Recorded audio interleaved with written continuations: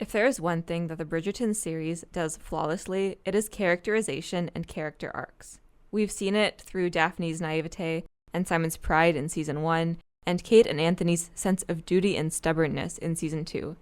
Bridgerton characters are incredibly flawed, but also extremely self-driven, and it's what makes them incredibly real and relatable and interesting to watch. But even more so than any of these other examples, one of the absolute best cases of characterization we have seen in the series, and just in general in the romance genre, has finally come to the spotlight in Miss Penelope Featherington and Colin Bridgerton's relationship.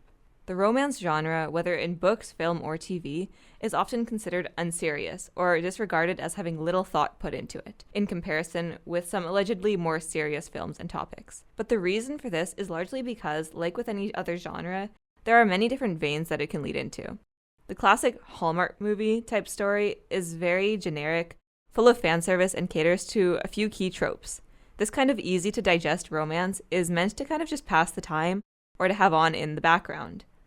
There are also fully fan insert romances, like the Chinese series Love 020, where both leads are flawless and the viewer can project themselves onto the blank canvas that is the protagonist. Both of these examples are very valid ways of approaching the genre, but it's completely false to say that they represent the entirety of it. Because what we're here to explore today is how, when the goal of a romance is on its story, it is an incredibly deep genre, rarely ever respected as such, that takes real skill and a strong attention to detail to perfect. Because at its essence, although premises, tropes, settings, and circumstances are all important to a story, in romance, more so than perhaps any other genre, characterization is the most vital and fundamental driver of the plot. You cannot have a romance story without two main characters, and that romance cannot develop without those two characters. Everything falls apart without them. In Bridgerton, with Penelope and Colin, these are two characters that perfectly demonstrate the true strength of the romance genre and how compelling, how complex it can be, by exploring human connection and the innate power and harmony that it can bring by placing individual, fleshed out, multifaceted characters in the most intimate setting with each other. So let's deep dive into what we know of these two characters with all their strengths and imperfections, how their interactions and developing relationship drives the plot and characters forward, and how this way of crafting characters should be the standard for the romance genre. In season 1, we go into things not knowing anything about any of the characters in the Bridgerton universe. And often the case in shorter series or in movies, sometimes a writer needs to cram so much into so little time. In general, a story would have to introduce the characters quickly, introduce the connection, and then explore the connection. But Bridgerton isn't constrained to this rule when it comes to Penelope and Colin in particular, because their relationship is not meant to blossom until many seasons later. In season 1, we don't need to cram everything into a short runtime. We can be naturally introduced to the characters as individuals, and if characters are what drive a romance forward, then the best foundation for romance is well-established, fleshed-out characters. At this point, we see Penelope and Colin are both very young. Rather than relying on flashbacks or having the characters explained to us, both experience their own separate storyline, which allows us to naturally learn who they are. We hear it constantly. Show don't tell. And for these two characters, we'll see much later just how important it is that we're shown who they are from the very start of season 1. Because in film, we can't read through all of the characters' thoughts and inner monologue. We don't have metaphors or wordplay written in between dialogue. Instead, each character is nothing but the sum of their actions. Colin is young, inexperienced, funny, and sweet, and also really enjoys high society very much. I've flirted with half the girls in London at one point or another. He truly is part of the esteemed Bridgerton Viscounty family, attracting attention wherever he goes. People see him and they see a hot rich dude who's always been super gallant and sweet and with rank, but what's on the surface is never all that there is to a person. In contrast, it's very clear from her first scene with him that Penelope Featherington is hopelessly in love with Colin Bridgerton, her friend since childhood. Most wretched sonnet indeed. Lord Byron, he's not. I do not believe so. Good day, Pen. She is described as an insipid wallflower because nobody generally dances with her when she debuts into society, and she is teased mercilessly by her family, who pretty much just think of her as ugly or useless. Those blemishes on her face are quite difficult to conceal. Even her mother seems to pay more attention to her sisters than to her when it comes to finding matches for them. Miss Philippa Featherington. In contrast, she's best friends with Eloise Bridgerton and Colin Bridgerton, and sees how everyone in that household is beautiful, smart, and respected. They're everything that she truly believes that she is not, because society, including her friends and family, treat her that way. Even Eloise, her best friend, does not help Penelope's self-confidence in this regard. And having a nice face and pleasant hair is not an accomplishment. Eloise doesn't care about society or looks, so she's never bothered to comment on Penelope's looks, because she can't imagine ever being self-conscious about appearances, since she herself has never been scorned for Because hers. some man should like to admire my sister's face and hair and fill her up with babies. Immediately, this sets up Penelope as a character with extreme self-confidence issues when it comes to appearance. She's invisible to everyone and half blames the unflattering styles that her mother makes her wear. Mama would never allow me to wear a dress like this. Not yellow enough, I think. But deep down, she uses it as an excuse, instead truly believing she is genuinely ugly and plain because she was never led to believe otherwise. It pains me you should think every compliment a mockery. Do you not pity me either?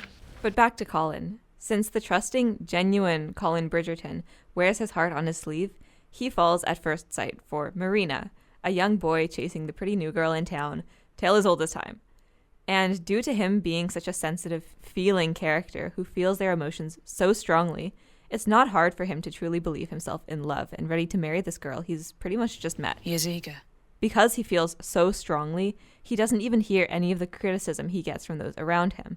From his family, You are still a child, Colin. I'm older than Daphne, and you were happy to marry her. It is not the same, you know it. or even Penelope. Her heart belongs to another. What? But unbeknownst to him, Marina was actually taking advantage of his inexperience, leading him on to get a marriage proposal from him in order to save herself, since she was secretly pregnant and unmarried. You will seduce him. I will do what I must. Penelope, just like Colin, also feels deeply. She is governed by her emotions, and just like Colin, is a hopeless romantic. In her case, it's because of how much she loves to read love stories, and because of her self-esteem issues, likely dreams of being that beautiful heroine that gets pined after, since that's just not her reality. Knowing this, we know that Pen looks up to Eloise because Elle is pretty and smart and respected, and Pen probably felt the same way when she first met Marina, her distant relative, in season 1. Being the kind person she is, seeing the unfair treatment Marina suffered due to her hidden circumstances, Penelope befriended her, but the idea that this was another beautiful person entering their society likely intrigued her as well. This is where we start to understand that Penelope feels her emotions strongly, and often her actions are led by her emotions. By the end of the season, she is forced to choose between her family and Marina's intertwined reputations, But I cannot condone your actions. and Colin, the boy she's in love with, who is about to be tricked into a marriage that she believes will make him miserable. But what of him? What of Colin? Pen tries everything to stop Marina and Colin from falling through on their engagement. But the thing is, nobody listens to Penelope Featherington.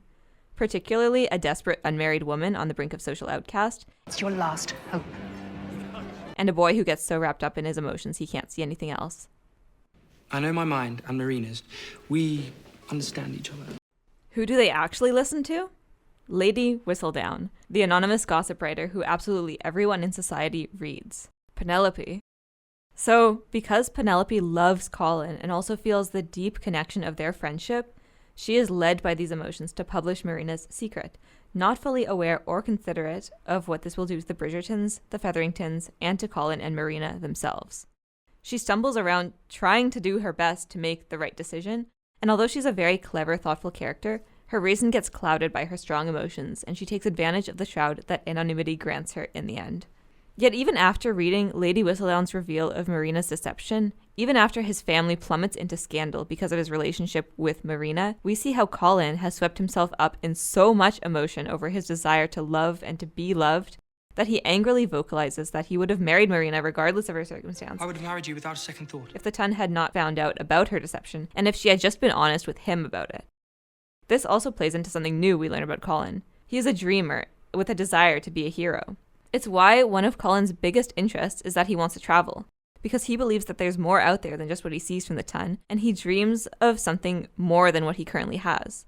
He wants to forge his own way in the world, not just be seen as the Bridgertons' third son. He wants a grand love story, which is why he's so quick to fall for Marina. I truly thought that with your family I might finally find acceptance. We shall make our own family, you and me. It is all I want. It is all I want in all the world. He wants to be taken seriously for his thoughts and ideas. No one ever takes me seriously, except Marina. He wants to be this wise, worldly person that the people of the Ton will look up to because of all of his experiences, because he's insecure of his limited knowledge and experience of the world. So from the very start, Colin is this hopeless romantic dreamer that is sweet, feels emotions strongly, and is incredibly trusting. However, when it's discovered that Marina lied to him through Lady Whistledown's gossip paper sent to the whole Ton, not only does his whole family face scandal, but he himself feels humiliated for having been so vulnerable with Marina. We were to be wed. You said you loved me. Colin, Betrayed because his trust had been taken and manipulated to another person's whim, Consider myself lucky that you chose me. Lied to me, tried to trick me into a fraud of a marriage. and suddenly more insecure than ever because he had made what he would see as a childish and naive decision to propose to Marina, which then led to a blow to his family. Nothing of the sort. Then you betray your immaturity. His dream of becoming this wise, worldly hero person in direct conflict with how he feels he is now viewed by everyone. If we are lucky, our return to London will give everyone so much to talk about, they simply have no breath left to discuss other matters. I'm so very glad this has all been settled on my behalf. The naive, nearly youngest Bridgerton boy who makes dumb decisions based on fleeting emotion. And this leads even more to his desire to travel, because Colin is not a passive character. He chooses to keep moving forward with his life despite feeling this whirlwind of insecurity and emotion, and pursue travel in order to hopefully find himself and better himself into that wise worldly person who never makes mistakes, who is respected by everyone around him, and who is singular in character despite being a third son. It's clear from day one that he does not believe himself good enough on the inside, and convinces himself that everyone agrees, especially Marina, someone whom he decided too quickly to trust with intimate thoughts. And although to an external viewer it seems he's looking for himself in all the wrong places, it's what he truly believes he must do. So that's where Colin leaves season 1. But what about the sweet, kind, innocent, but insecure and self-driven Penelope Featherington? Penelope feels invisible if not scorned by everyone around her. She hopelessly yearns for love and feels all her emotions so strongly that she cannot stop herself from acting upon them, as we've already discussed. But there's more, because Penelope Featherington is also Lady Whistledown, and although self-conscious of her physicality and her place in society as herself, Pen is extremely confident in her mind.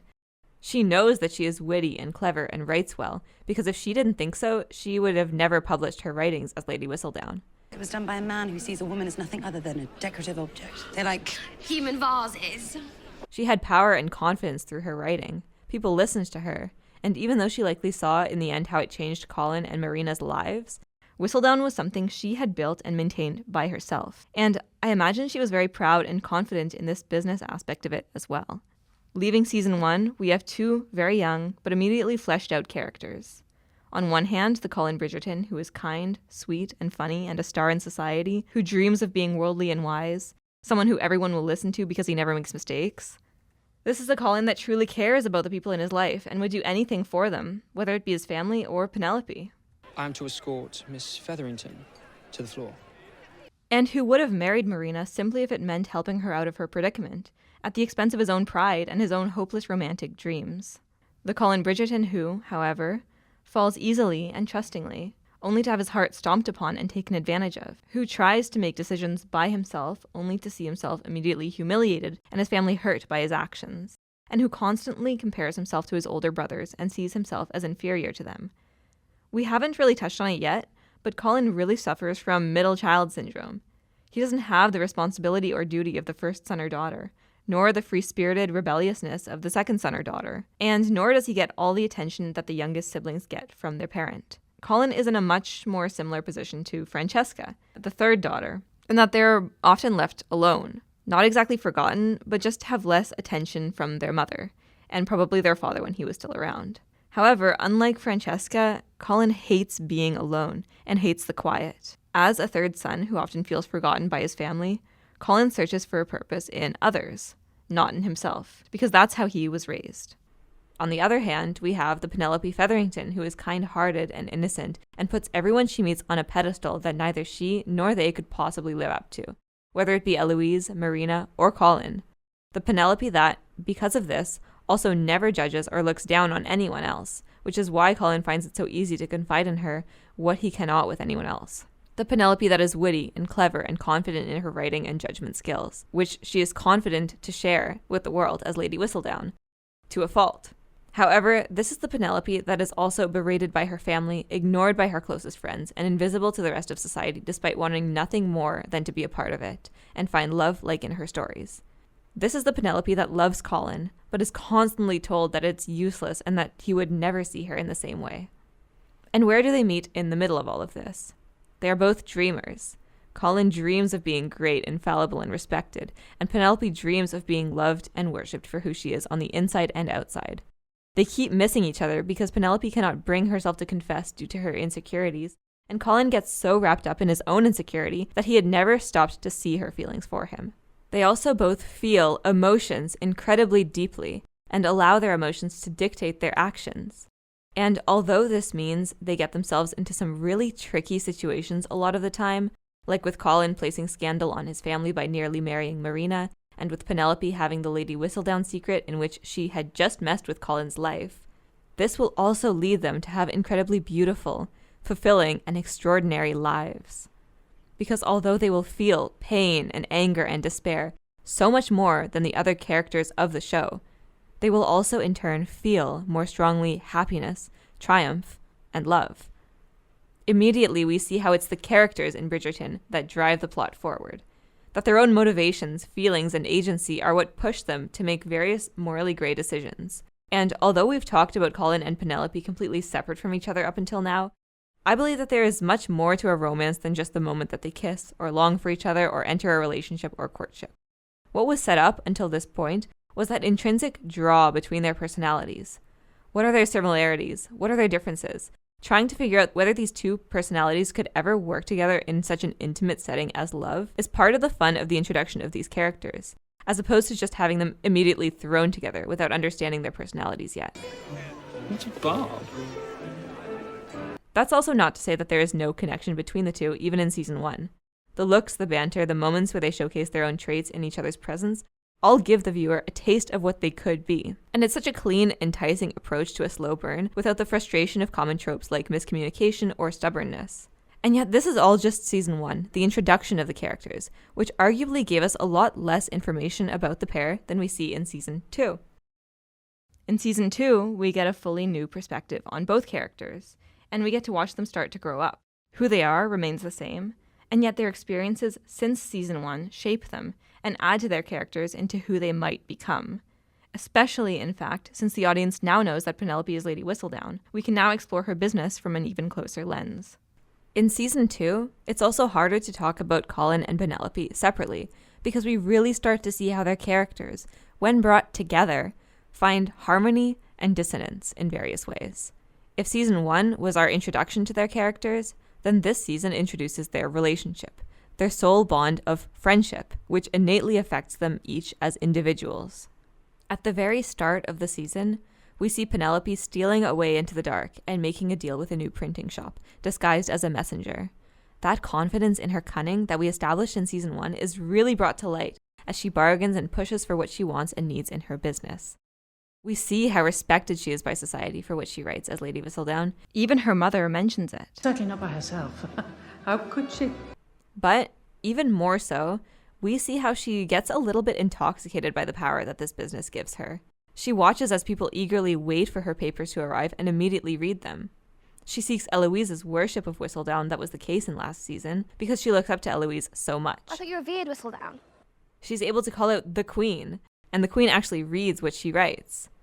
This gives Penelope almost an increased recklessness in what she decides to publish in comparison with the previous season, because she is confident, verging on arrogant. Someone must have brought the gossip, and does she not have a way with words? Yes.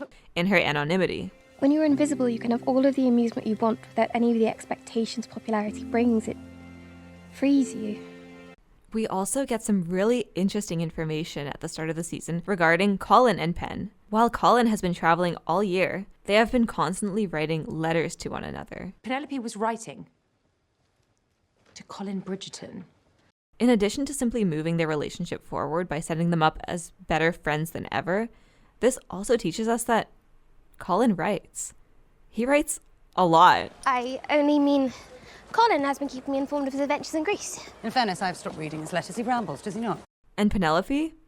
This whole act of exchanging letters gives her the chance to really show Colin who she truly is, since their previous interactions, from what we'd seen, had always been short. It seemed they rarely had much time to really just talk, just the two of them, until it was through these letters. It deepens their connection in a way that feels very natural for their characters and for the setting, and also teaches us about Colin's poetic side, which complements Penelope. They can confide honestly on the page, knowing they are each other's safe space, free of judgment.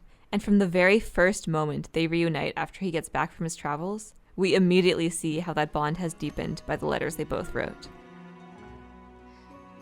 Brother! Brother! However, Colin does not come back from his travels the same as when he left. As we've established, Colin feels deeply. And when one feels deeply, that also makes things really hard to get over or to overcome. Colin is still affected by what happened with Marina and the humiliation and hurt that he felt by the betrayal. And at the end of season 1, he was genuinely hurt and angry and emotional about all of it. With the summer, he had to process those emotions by himself, unfortunately combined with insecurity about his sensitivity and who he is on the inside, his inexperience in the world. His response becomes quite different. I was just so distracted by Miss Thompson. Because Colin is already such a well-established character from season 1, season 2 allows us to understand his decisions without being told directly. We know who he is, so his actions make so much more sense, and it grounds the direction the story takes. Well, I only wanted to fully understand myself before stepping back into this world. Instead of the anger Colin had felt in season 1 upon finding out about Marina's deception, we learn he's turned it inwards into a type of introspection. He wants to achieve his dream of infallibility, of respect, and decides that the reason why his mistake with Marina occurred was that he did not truly know himself, which is how he was so easily swayed, because he did not know his purpose. But, of course, this is something he only ever confides in Penelope, because she is the only one that he ever feels comfortable talking to. He knows she will listen. Unless I've stopped reading his letters, he rambles, does he not? Though despite feeling this soul connection with her, he never considered this in a romantic light yet, because he was still so burned by his previous experiences. I am a woman. You are Pen. You do not count. Colin is an insecure character because he's softer and sweeter than the other men his age in the ton. He puts them on a pedestal where they really do not deserve to be, much like Penelope does with beautiful women. So much interest shown in a young lady whom none of us really know. In this stage of his life, he's constantly talking about his travels, constantly talking about all that he's learned, because he's hoping that he can convince everyone around him that he's no longer a child, that he's grown and that he's now a man, or at least on his way there. He doesn't want to be the person that he was last season, so he starts putting on this act that he's happy alone, that he's independent and no longer reliant on anyone. However, while talking to Penelope, there is still a hint of the real Colin. He says that he's decided to learn about himself and introspect on his travels. He acts like he's succeeded, but his actions show he's still the same sensitive, feeling, sweet, insecure, but now slightly guarded Colin. But he does tell Penelope that she is to thank for keeping him grounded throughout it all. That the way she sees him makes him believe he can also see himself in a better light. This is one of the first very blatant moments where we see how two singular characters with their own strengths, flaws, experiences, and worldviews collide. Penelope listens to Colin and truly hears him, even enjoys it, whereas everyone else seems to have made it clear that they do not want to hear him ramble about his travels. He feels heard, and she makes his insecurities disappear when he talks to her because of it. But on the flip side, Penelope does catch a stray here. While he's talking, he says that she does not even register as a woman to him. This hurts Penelope because all she wants is to be seen. And at that moment, she does not feel seen by Colin in the way that she wants. This is exactly what it is like to bring two fleshed out characters together. Sometimes our flaws get in the way of our relationships, our human connection. Colin doesn't register that Penelope loves him because in his head, he's unlovable as he is now. He may get female attention from the ton, but as soon as he gets vulnerable, like with Marina, he's just a convenient option. That's not love.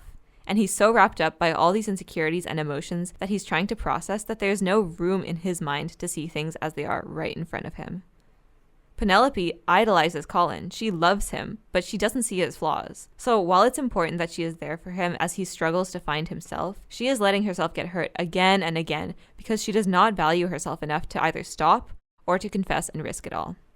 But she's wrong if she thinks Colin doesn't see her. Colin does see Penelope. Penelope just doesn't know it, and even Colin doesn't know it, because they just keep missing each other. Although the Featheringtons are titled, they are not held in great esteem by society. Despite everything, Colin holds Penelope in high regard. Think highly of my family.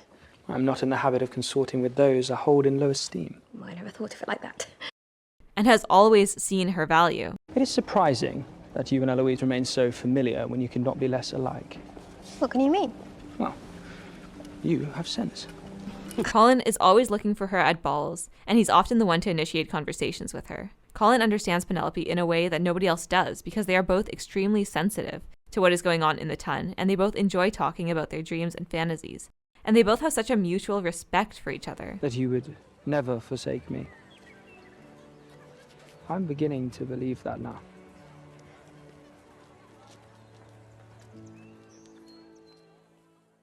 Benedict has his artistic pursuits, and, well, here I am, feeding the ducks.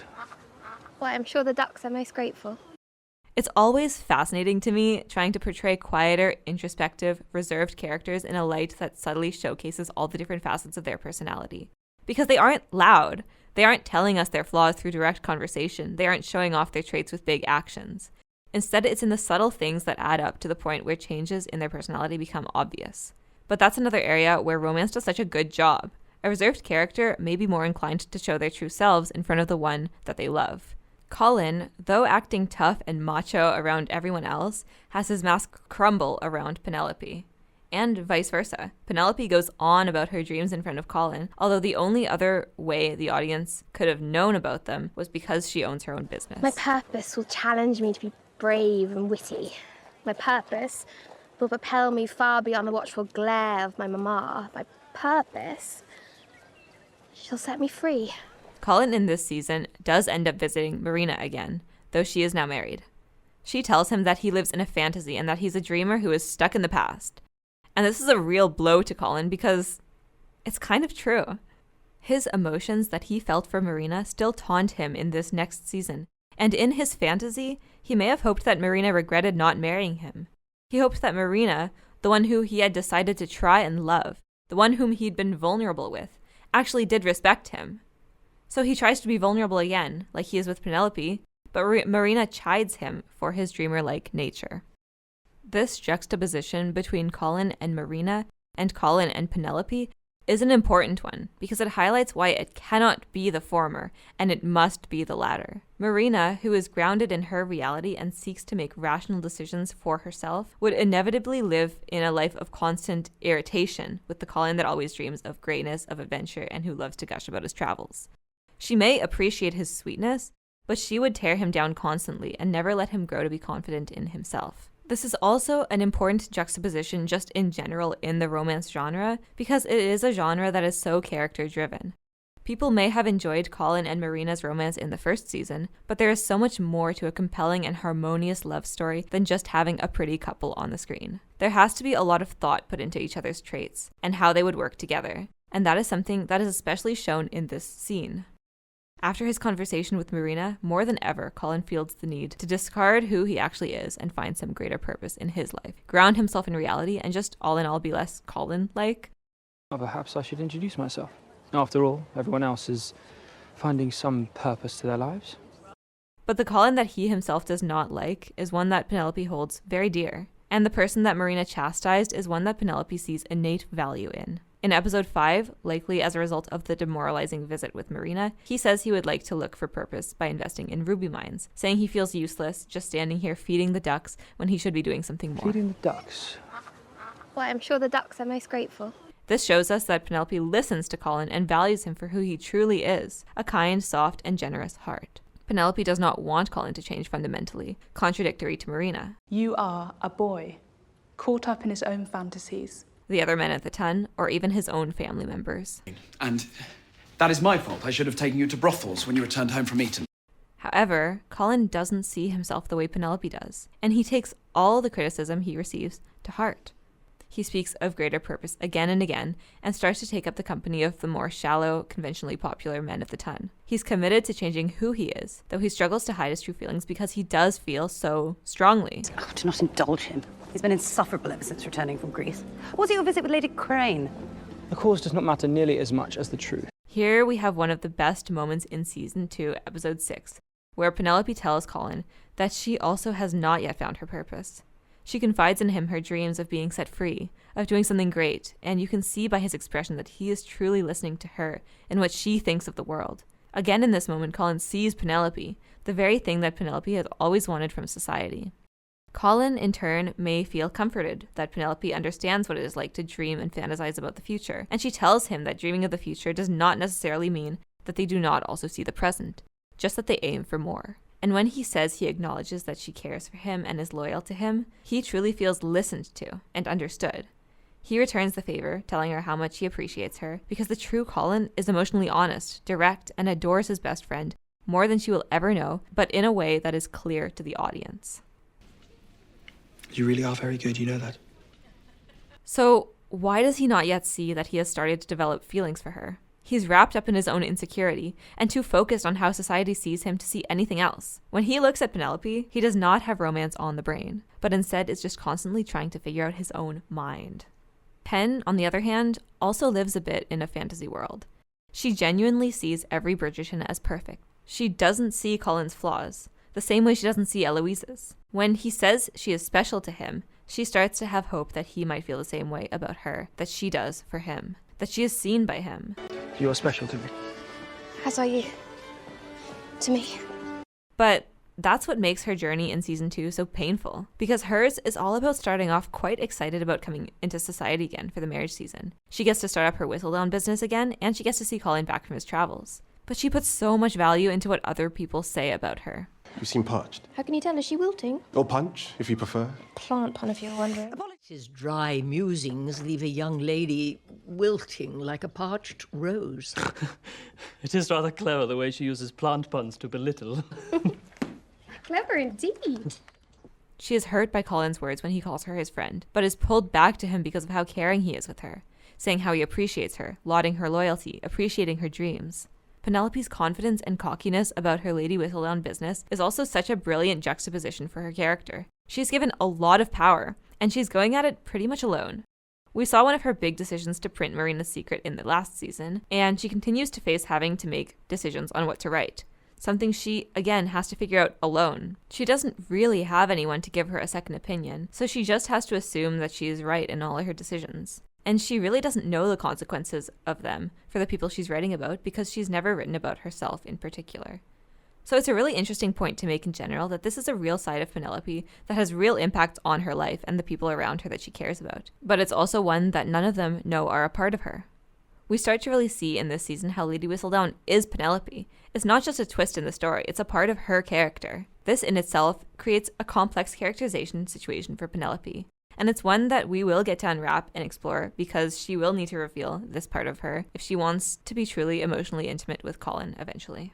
So we're at the end of Season 2 now, and speaking of Colin, he pulls Penelope aside and tells her that her relative, the new Lord Featherington, is scamming everyone in the ton, and he gives an ultimatum to the Lord to leave the Featheringtons alone, thus saving Penelope and her family, as well as preventing anyone else from getting scammed. But she misinterprets his intentions at first. It could be thought quite scandalous for the two of us. There are no gemstone mines in Georgia. We see a sliver of hope of her feelings being reciprocated here, more of Penelope's dreams and fantasies. But that's what makes the next moment between them so heartbreaking. Penelope Featherington. The way you were dancing with her looked rather interesting. You're courting the girl, Bridgerton. Are you mad? I would never dream of courting Penelope Featherington. Not in your wildest fantasies, Fife. He fully makes fun of her in front of his friends and dashes any sliver of hope she may have had. She is at the lowest she's ever been, losing her best friend and the man she loves in the same night, and all that she loved as Penelope Featherington. She suddenly sees herself as more invisible, as small and inconsequential as ever. All she has left is Lady Whistledown, and the freedom, power, and confidence that her writing gives her. Yet Penelope truly is led to believe at the end of the season that no man will ever truly love her. Colin, on the other hand, has fully set up his guard, his armor, from his true self. Although he has been his true self with Penelope just moments prior, when he is around the men in society, he bends to whatever they want to hear from him and whomever they want him to be, a shallow rake. He has just gotten some confidence in the new him after saving Penelope from Lord Featherington's scams, and he's finally feeling like he can become that unfeeling hero-type character that he wants so desperately to be. But the next first step is to fit in with society. And if that means betraying his best friend and laughing about her behind her back, then so be it. Because anything is better than being an outcast, someone who pathetically puts his heart on his sleeve and becomes the laughingstock of society after his choices are inevitably proved to be wrong. No, he's not that person anymore. He was on the verge of making a mistake in investing in the false ruby mines, but he discovered the plot just in time. He was no longer bumbling little Colin, he was a man. And what do men do? Whatever the other men of the Ton do. So this is when Colin leaves to travel and perfect his technique of hiding his true self and becoming the toxically masculine man he thinks he needs to be, and Penelope retires to the countryside to wallow in her self-loathing. Their arcs in season 2 are all about the push and pull of their relationship. It's about the innate harmony of their true selves that nobody else can understand, but that lifts the other up. Their same love for writing, their desire for purpose, their dreams of freedom, and their unyielding emotion. Colin respects Penelope for her dreams and how articulate she is. Apart from his very last moment of the season, when he is able to put on his armor and laugh about her behind her back, he had always shown incredible love and respect for Penelope, always listening to her, genuinely hearing her, and seeking her out for her natural warmth and wit. Penelope respects Colin because she loves that he feels deeply, is deeply introspective, dreams greatly, and possesses a rare softness and kindness towards everyone around him. She feels so strongly for him, and yet they have really profound, honest conversations with each other, where she can express how she truly feels about the world unabashedly, knowing he will listen and understand. It's not the kind of crush where you get butterflies in your stomach or can't talk to them. It's a love that allows her to unabashedly be herself in his presence, a calming love. However, as for the push part of the push and pull dynamic, Colin is ashamed of himself and his perceived uselessness, so ashamed that he will betray Penelope behind her back and fail to see how she feels for him at all, let alone how he feels for her. Penelope is extremely self-conscious of her place in society. She has no prospects, few friends, which turn into even fewer at the end of the season, and is led to believe by his comment that she was invisible to the one person that she opened up to and whom she was really starting to believe truly saw her as she was, Colin. At the end of season 2, these two are at the worst place they have ever been and have fully allowed their flaws to overcome them. The harmony of their true selves mix and mingle with the dissonance of their shortcomings. They cannot be together in the state that they are in. They would not be good together in that state. Yet the audience can hope that they eventually will be, because their own insecurities prevent them from the extremely beautiful peace that they may find in each other, of which we see glimpses of throughout the entire season. At the start of season 3, it's evident that the events of the previous seasons have affected both Colin and Penelope fundamentally. And more than ever, they're both completely different and utterly similar. As a recap of the foil of our two love interests, Penelope constantly and desperately wants to be seen by a society that never sees her. However, through Lady Whistledown, the entirety of society listens to her. In contrast, Colin is very obviously seen by society, more than ever before. However, he never feels like anyone truly listens to him, and he does not believe anyone would be interested in listening. He's still insecure about his mind, his writing, and who he really is as a person. It's why he only writes in his journal, and he doesn't let anyone read it. Whatever you read was not meant for another's eye. Whereas Pen's only confidence comes from how articulate she is, how witty and clever and perceptive she can be, and we see that confidence, sometimes even bordering on arrogance, because of Whistledown. So they both have what the other lacks, and although so similar, there is polarity in their ways of maneuvering the world. Penelope expresses her true self as Lady Whistledown and seeks for the entire Ton to listen, and Colin hides his true self from the Ton, hoping the entire Ton will not see the true him that he despises, the one who is constantly stumbling, making mistakes, feeling strongly, dreaming of greater purpose and love that he does not currently possess. He's trying so hard to hide what he perceives as innately boring and unmasculine according to the toxic standards of the Ton's gentlemen. That happened to you. I must say, Bridgerton, you are much more fun this season. However, at the start of season 3, we also see that both of them have grown since the last season. Penelope is more mature, more decided in her actions. Even her voice is deeper and more assertive. I cannot live at home any longer. Colin seems to have found some proportion from his travels this time around, now that he was no longer holding on to some fantasy of the past. What's striking about these first few episodes is that he basically tells Penelope exactly what both of their characters needed to hear for the past 2 seasons. Pen, living for the estimation of others is a trap. Once you break free, the world opens up. Yet it's obvious, since he's decided to completely hide his true self and change his personality, yet has trouble actually practicing it. You make it sound so easy. Though Colin doesn't see his own merit, one of the reasons he's so beloved by everyone around him is that he's so emotionally intelligent. He knows that he shouldn't live for the opinion of others, but he can't change his own feelings. He can't control his desire to live up to some impossible standard he's created for himself. This same trait presents itself as well when he apologizes for his awful comments last season about Penelope. He bears out his honest, true feelings about their friendship, without caring about sounding cool or like a lone wolf or something. He immediately recognizes his mistake, recognizes he's lost someone important to him, and makes the necessary actions and communications to rectify things.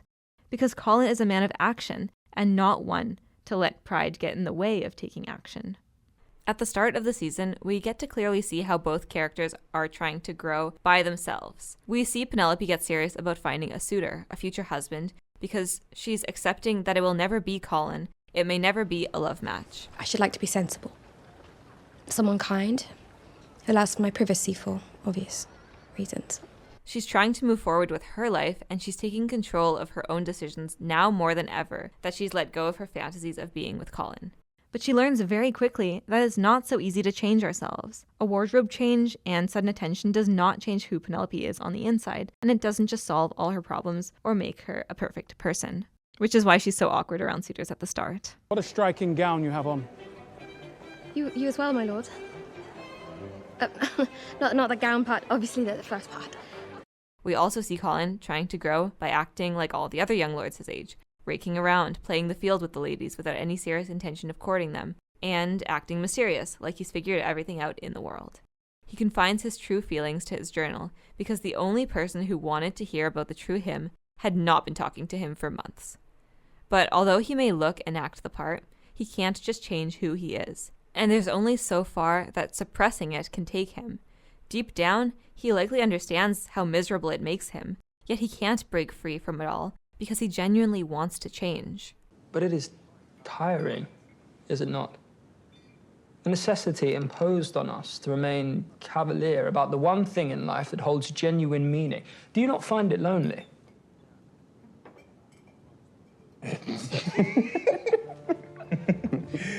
So really, these are two characters, now once again separated, that find themselves in a situation where they're flailing around, alone in all of their struggles without anyone to talk to, and completely clueless about how to succeed in their growth if they're only to rely on themselves. That's why, through this part of the series, when they come together again, Penelope and Colin learn exactly what we've seen through the course of 3 whole seasons. When they're together, there is harmony, and through their connection, there is a way of moving forward. Because Penelope lifts up everyone she meets without judgment, like with Eloise and Marina, and also because she knows the true Colin since they've known each other so long, we see how it's impossible for Colin to put up his armor when he is around her. She sees him as he is, sweet, sensitive, and soft.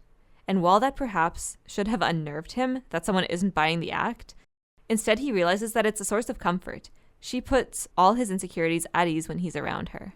I have you to thank. Your letters were so encouraging. I thought, if Penelope can see me this way, then surely I can too.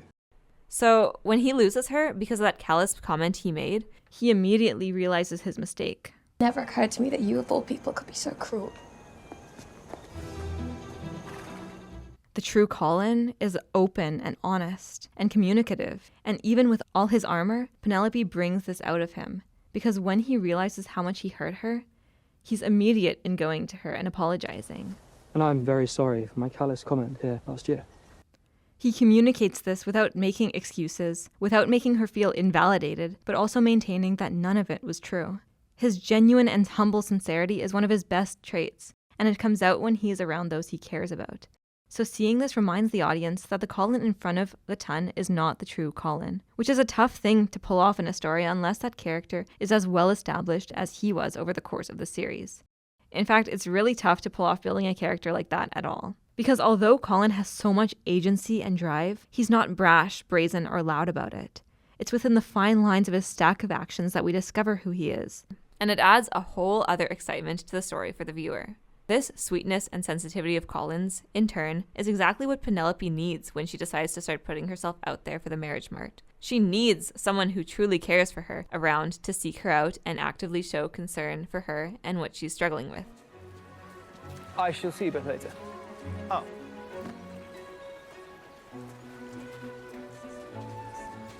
She needed the true, kind, selfless Colin to help her get out of her own head and actually connect with other suitors. He does this through what he calls charm lessons. But Colin sees the true Penelope. He's never doubted her wit, her charm, and her warmth. So all that he seeks to teach her is to comfortably be herself around other suitors, since he's convinced that the moment they could see her for who she actually was without hiding herself, she could captivate anyone she wanted. And you are Penelope Featherington, do not forget that. We even further see just how much he respects and values Penelope in that whenever someone did show an interest in her, he would always ask if she liked them. Because to him, Penelope had the option of anyone she wanted. She didn't have to settle for whoever took an interest. She could obviously have her pick of the ton. The culmination of this comes at the end of episode 2, when their charm lessons are exposed to the ton, and Lady Whistledown says that chilling line. And once hope is lost, a lady may become reckless. It echoes exactly Penelope's mind state. Because she started to believe Colin, started to believe that she could get a suitor by being herself, and believed she could get out of her own head and start living as part of society, not just on the outskirts of it. But when the scandal comes out, that sliver of hope is lost. She truly believes at this point that she will never find a suitor because of this. The hopeless romantic Penelope, the one who's dreamt of love her entire life, who's constantly reading about it, constantly watching other people find it. You can always tell when a suitor is serious about courtship just by how he looks when a young lady dances with another. This Penelope, the one who really never gives up, as we've seen throughout the entire show, even if it meant a lesser hurt to prevent a greater one, she lays all her fantasies, her dreams, her hope to rest. Back when we talked about season 1, we discussed how Pen and Colin both feel so strongly all of their emotions. So humiliation, heartbreak, despair, they both feel it like a hurricane. But that also means that these are some of the most empathetic characters, most emotionally vulnerable characters in the entire world. And although their lows will be extreme lows, so will their highs be extreme highs. Colin has always been emotionally available and open with Penelope, and he has not once shied away from showing her how much he cared about her. As such a feeling, empathetic character himself, of course he comes to see her at night and to be with her, since it would break his heart to see her in despair without being able to help. I had to see how you were. It's exactly what Penelope needs in these kinds of moments of her life. Someone who will unabashedly be there for her, feel with her, and mourn with her. And we can't forget that we also see how being with Penelope allows Colin to break through his own insecurities at the same time. Being caught meeting with her after the allegations would result in him yet again making a mistake which would plummet his family into scandal and have the Tun see through his facade, becoming once again the naive, stumbling Bridgerton third son. But he doesn't think of that in this moment. He's only thinking of her feelings. He's being unapologetically himself, which is the one thing he's spent 2 seasons, arguably all 3, trying to avoid. Yet it's exactly what she needs him to be, even though he doesn't even realize it. The person that he is exactly who she needs by her side, and vice versa, and both of those sides are shown in this scene. This is the point that Penelope fully decides to give up not just on love, but her love for Colin, the one she's been holding out for so long. A sad, stupid girl who believes she might possibly have a chance of love. You must not say such things. So she musters up all her courage, puts away her insecurities and fears, and she does the bravest thing she could do, truly believing that this is the end of her crush on Colin, and the end of any sort of romantic love she will ever be shown. When hope is lost, a lady may become reckless. She asks him to kiss her. A final goodbye to Colin, to love, and to hope. Would you kiss me? The thing is, Colin obviously knows he's not supposed to. That's something a couple only does when they're married. So he hesitates. But he would do anything for those he cares about. He realizes that he wants to alleviate her pain in any way she asks. So he does it, perhaps not realizing that he wants it too, but 100% willing to give her what she wants if it will make her feel any sort of relief. Because that's the kind of person he is, and it was the kind of person Penelope needed.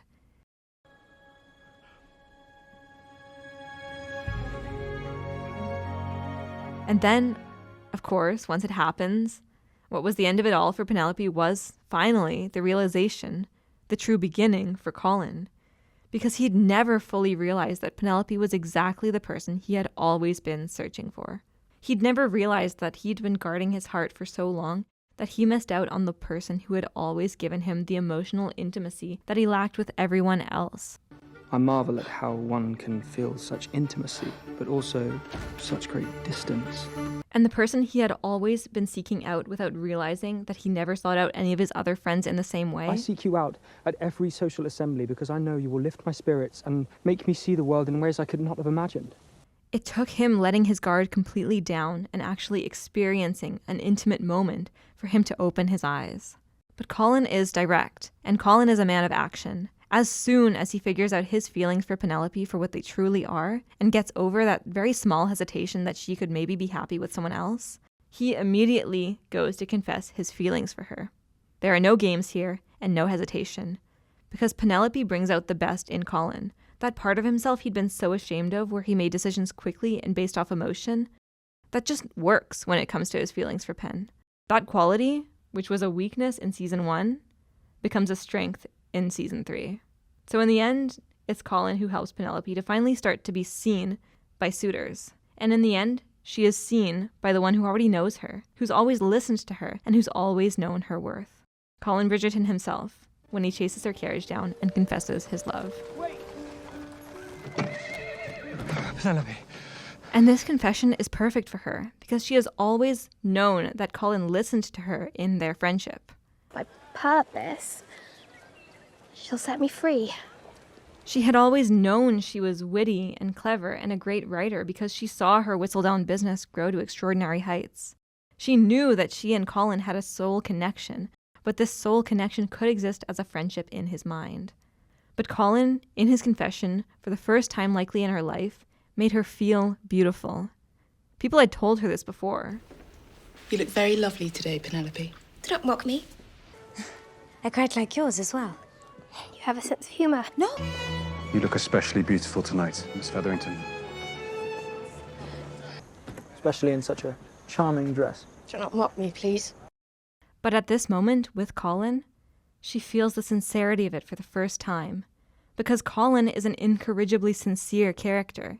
Even when he tries to hide himself, it's so obvious to the audience and so obvious to Colin how miserable it is. But it is tiring, is it not? Which is why it's so beautiful to see, because this is something that Colin, only Colin, the one that Penelope chooses to love, can make her feel. Do not say things you do not mean. But I do mean it. It is everything I have wanted to say to you for weeks. And yes, of course, their problems still exist, but those are all problems that they are more able to overcome together as a team. We've already seen how they support each other, how their personalities work together, and encourage each other's growth naturally. And being with the one they love, as they are now, where we left off Season 3, Part 1, is perhaps the greatest motivation to better oneself.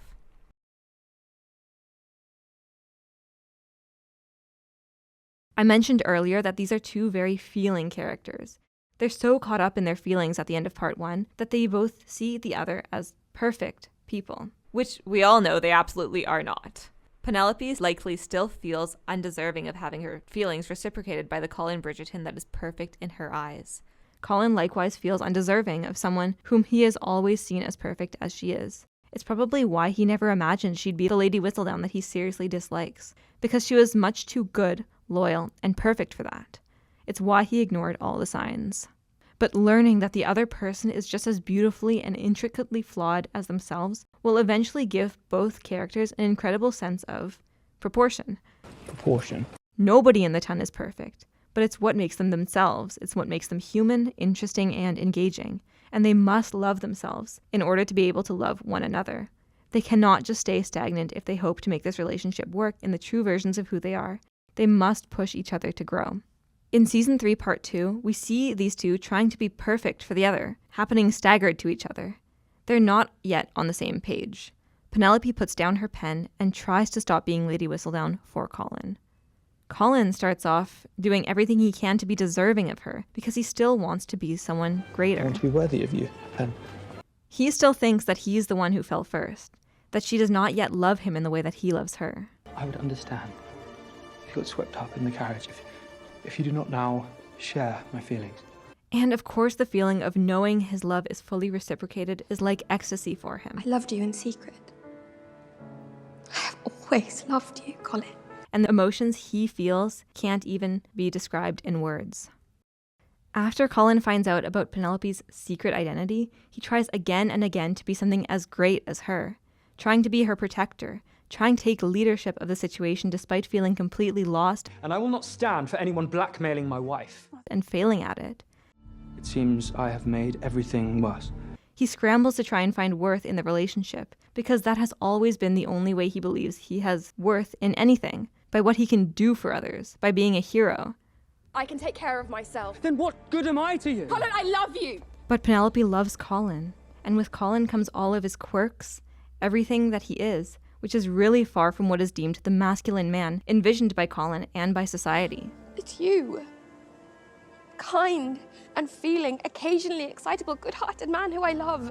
In turn, Colin has to learn that Lady Whistledown is a really beautiful part of Penelope, and accepting her in turn means that he's truly accepted himself. He doesn't need to be perfect.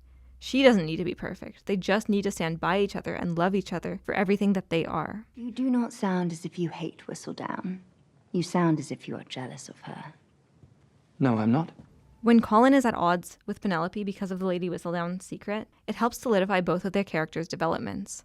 Colin needs to come to terms with his insecurities about his thoughts and his writer's craft. He thought that Penelope was too good for him from the start, and now more than ever he feels inadequate, even in his writing, which he was actually starting to get really confident about. And Penelope needs to learn to stand up for herself in front of him, to not let a piece of herself go for love, realize he's not always right and perfect and too good for her, and take ownership of herself, which includes Lady Whistledown. I will not change that. When Colin finds out about Lady Whistledown, there's a complete reversal in their relationship.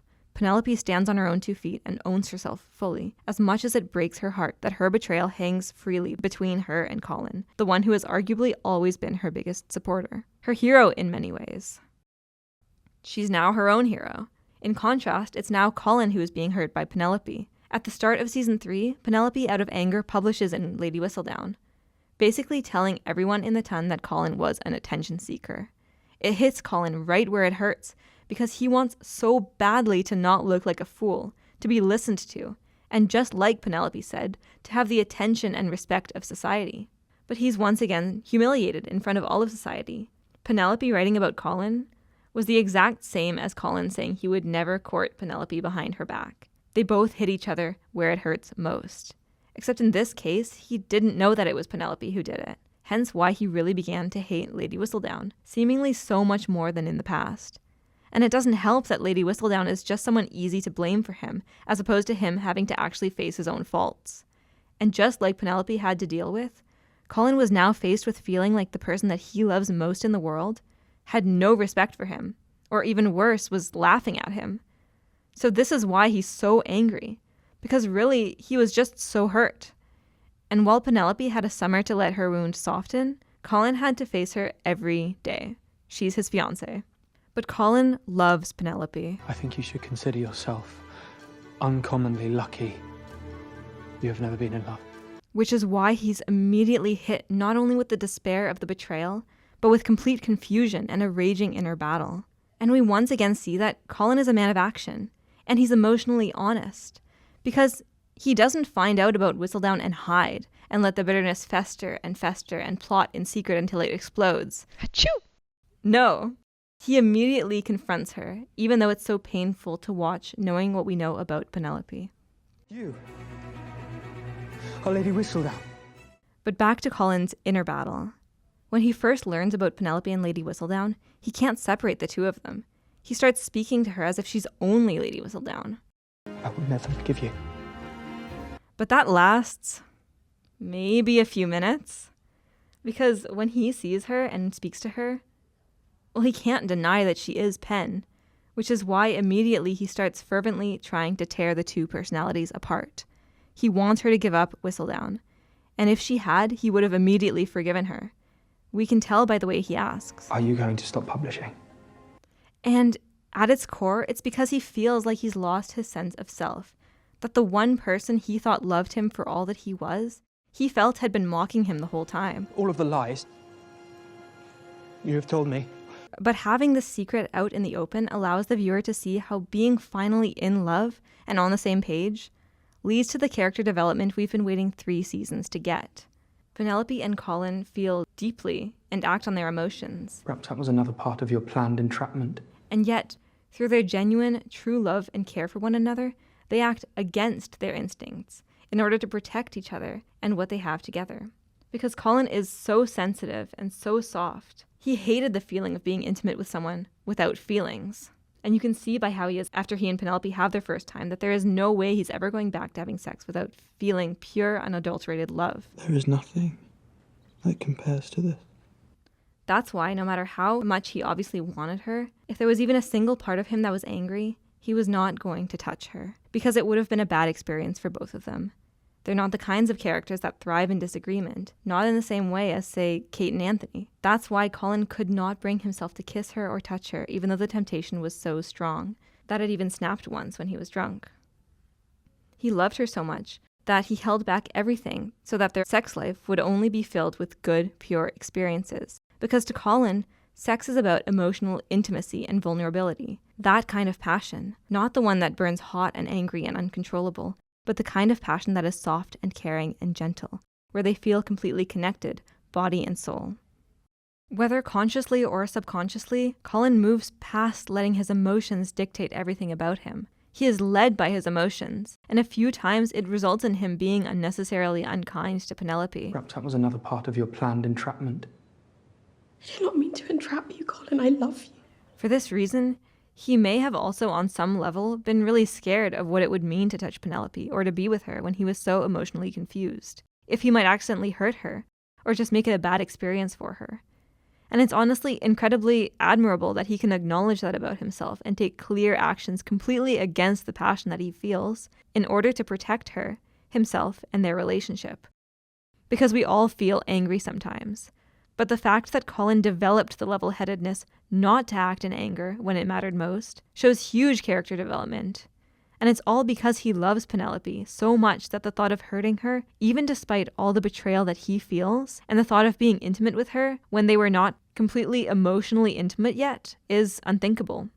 Yet at this stage, his insecurity is still what looms over him most of all. That he doesn't believe he has any worth in himself, and that, even though he doesn't yet acknowledge it, it's the reason that he's so angry and emotionally confused. Then what good am I to you? This character development is echoed in Penelope. Although Penelope now knows that she does not want to give up Whistledown, does not want to give up a piece of herself for love, she still suffers from her own insecurities. She still wants to keep it a secret. I am not saying there is not any value in it.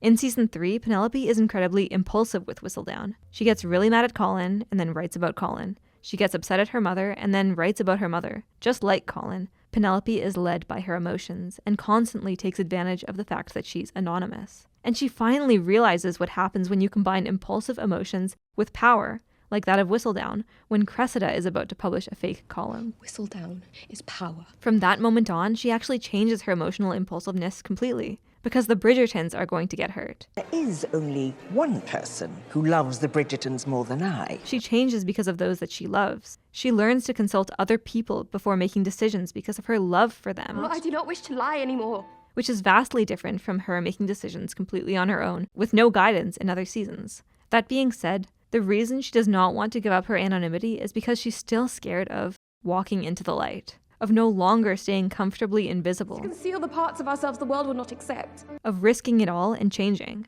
Earlier, I mentioned that being with the one that they love will push them both to grow, and particularly that they cannot stay stagnant. If Penelope wants to be with Colin, if she wants it all, then she needs to change. There would be no need for her to do so if she was on her own. But she's no longer on her own.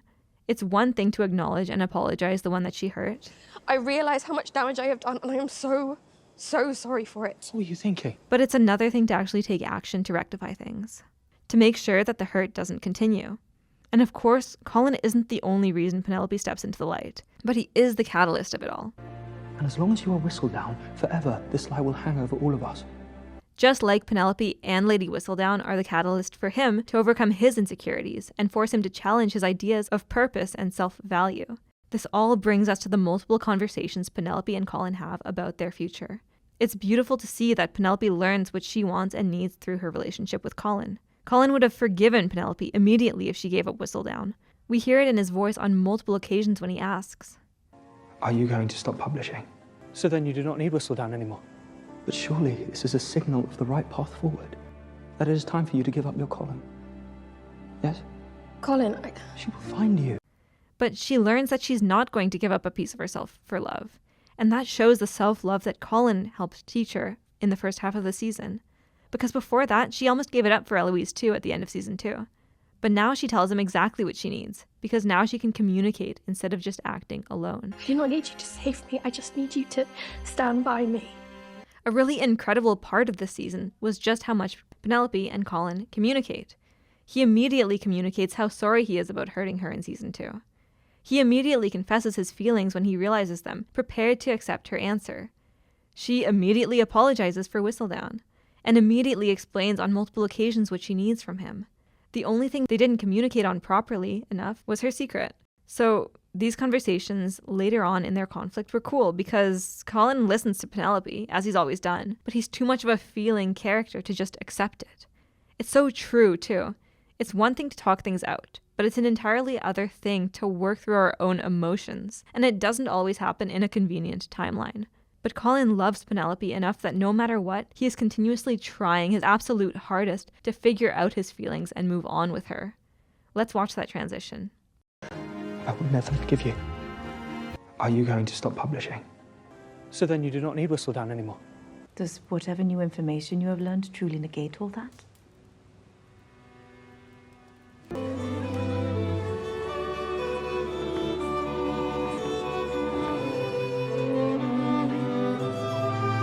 I cannot accept that. There is Whistledown, and then there is Penelope.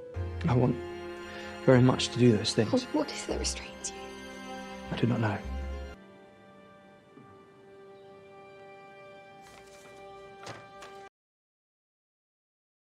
The end of season 3 shows us these incredibly flawed, incredibly beautiful characters fully developed, fully understanding, growing, and accepting who they are, and also each other. Colin learns his value, in that he doesn't need to earn his value, it's intrinsic to him. One always has worth. He doesn't need to be a hero, he doesn't need to be perfect, he just needs to be himself. To honor one's weaknesses publicly, for all to see. The non-toxic masculine, sweet, empathetic, feeling, loving, and soft Colin Bridgerton. Just being you is enough, Colin. He doesn't need to be the center of attention, the hero who never makes mistakes. And he can let his wife have her moment, trusting that she can take care of herself, but always supporting her nonetheless, simply by doing what he does best. Loving her. Penelope learns that she was too impulsive because she was anonymous in her writing. I had power. She learns that she has value in herself. It was easy to cast aspersions from the shadows where I could not be found. She learns that she is worthy of love in all its different forms. And she learns to be brave in commanding who she is, that she can be seen by everyone in the ton. It's her choice. But at the end of the day, she only cares about being seen by those she loves. And let's not forget that the whole juxtaposition in Penelope's character is that she felt extreme insecurity as Penelope, and extreme cockiness, arrogance even, as Lady Whistledown. But in order to truly and fully put herself out in the open, accept who she is, accept her wrongdoings and how she hurt those she loved, like Colin, she puts away her pride completely as well. She puts away her pride by letting the Queen, whom she'd been mocking and questioning in her writing for 2 years straight, have her moment as well. She lets the Queen win, and she does this by letting the Queen be the one to reveal her in front of everyone. Her. By conceding in front of her and acknowledging defeat. Because Penelope learns not to let power corrupt her, and that love, both for herself and for those around her, feels so much better than power. And now that Colin and Penelope have both sorted out their feelings, they both stand on an equal playing field and can now fully and truly love one another. For two characters who feel all their emotions so strongly, the love they feel for one another, it fills them entirely. It makes them want to do anything for the other. Penelope decides that if Colin would be happier alone, she would let him go, even if it broke her, because she no longer idolizes him or would do anything to be part of his family. Colin lets go of his hero complex, that complex that we have seen in him since season 1. He lets go of his pride, this idea of what a man should be, despite having clung to it for so long. He doesn't need to save everyone to be worthy of them. True love is when they both stand together as equals, but are also in constant awe of each other for everything that they are in their true selves. It's your kindness, your empathy, how much you care. And now I simply cannot believe that a woman with such bravery loves me. How lucky I am to stand by your side and soak up even a little bit of your light.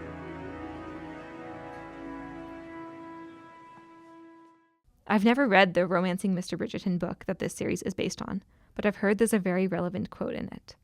A kiss is for two people. And in fact, this describes exactly what all romances should arguably be. One where both romantic leads are equally complex, compelling characters with their own strengths, weaknesses, and roadblocks, who come together and have their connection explore all these quirks in their personalities, forcing them to grow together and overcome struggles. If there's an imbalance on either side, with one person being perfect or near to it, then there's nothing compelling about their story. Because it's easy for a perfect character to make perfect decisions. It's not so easy for someone with their own upbringing, their own worldview and introspection, and their own continuous struggles to make the right decision. And throwing another person into that mix, one that brings out a completely separate life experience and personality to the table, battling and dancing with the first, at odds and then in harmony with each other, what if those two characters, to make things even more complicated, cared for each other deeply, and felt the consequences and complementations of that feeling of love on each and every one of their decisions? That's the strength of the romance genre. It explores the unpredictability of human connection in engaging and intimate ways. It's not about a girl falling in love with a sexy guy, or a guy falling in love with a hot girl. It's not about the meet cute, the sex, the longing glances, or the electrifying touches. Of course, these are all things that make it fun, but they all mean nothing without emotions, complex agency, and a desire to grow and better oneself, which are further developed through it all, unveiling the true beauty of each character by the end of the story. Colin and Penelope are singular. They grow and have their own journeys of their own, yet these journeys become increasingly intertwined throughout 3 seasons, overcoming the obstacles of their own psyche to the point where they finally find harmony through mutual growth. And that really is a beautiful, compelling story to witness.